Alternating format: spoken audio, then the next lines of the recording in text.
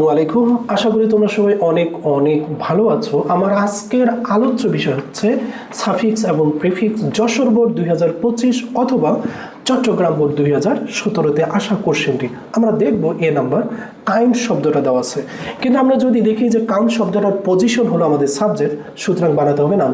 Kindness is a divine virtue, অর্থাৎ kindness হলো এক ধরনের ঐশ্বরিক গুণ।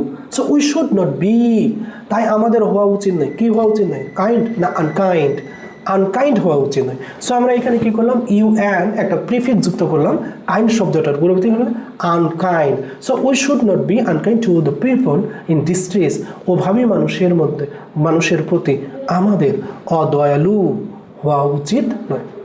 ইভেন টু দ্য এমন কি নিচু জাতের প্রাণী। সো এখানে লো শব্দটা আছে, লো মানে নিচু। তো আমরা কি করব?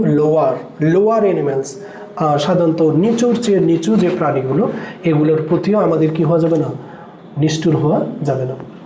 সাম নোটি বয়, কিছু দুষ্টু ছেলে কি করে? এনজয় করে। আমাদের ভার্ব প্রয়োজন, তাই না? যেহেতু আমরা দেখতেছি সাম নোটি বয়েস, এটা হলো আমাদের সাবজেক্ট, এবং জয় শব্দটা আমাদের এখানে নাউন, কিন্তু আমাকে বানাতে হবে কি? ভার্ব বানাতে হবে। আর সাধারণত নাউনের ক্ষেত্রে ভার্ব বানানোর নিয়মটা হলো সাধারণত এন একটা প্রিফিক্স যুক্ত করলে ভার্ব হয়ে যায়। যেমন some naughty boys enjoy beating the lower animals like গডস অ্যান্ড ক্যাটস। কিছু দুষ্ট বালকেরা আনন্দ উপভোগ করে নিচু থেকে নিচু প্রাণীদের মেরে, যেমন কুকুর হতে পারে বিড়াল। This is and. সো আমরা এখানে অ্যান পাচ্ছি, আবার আমরা এখানে রেশনাল শব্দটা পাচ্ছি। আমরা যদি এখানে এরপরে দেখি যে বিহেভিয়ার শব্দটা আমাদের কিন্তু আছে। বিহেভিয়ার হলো নাউন, তাই না? বিহেভিয়ার যেহেতু আমার নাউনের পূর্বে যেহেতু আমাদের একটা অ্যাডজেক্টিভ লাগে, তার পূর্বে আর্টিকেল, তো রেশনাল শব্দটাকে আমার অ্যাডজেক্টিভ বানাতে হবে এবং বিপরীত। This is an irrational. আর যুক্ত করলে আমাদের কি হয়? একটা প্রিফিক্স যুক্ত করে এটাকে অ্যাডজেক্টিভ বানানো যায়, এবং অ্যাডজেক্টিভ অবস্থায় কিন্তু আছে রেশনাল, যৌক্তিক। রেশনাল এটা হলো অযৌক্তিক আচরণ।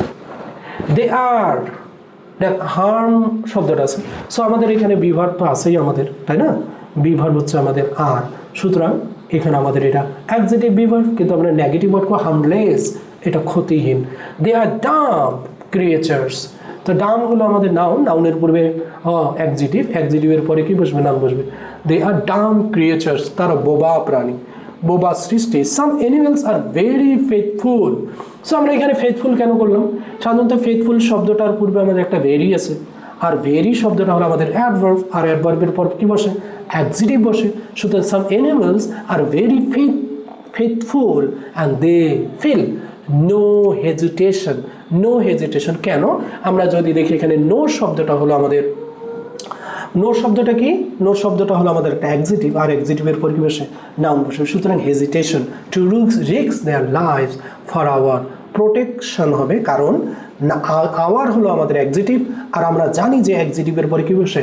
নাউন বসে। অর্থাৎ আওয়ার প্রোটেকশন, আমাদের নিরাপত্তার জন্য তাদের জীবনকে ঝুঁকির মধ্যে ফেলতে তারা কোনো কি হেজিটেশন বা দ্বিধাবোধ করেন না। সো আমরা এখানে ওয়ার্ডগুলো দেখলাম। কাইন্ডনেস, এটাকে নাউন বানানো হয়েছে বা অ্যাডজেক্টিভ নাউন বানিয়েছে সাবজেক্ট আকারে।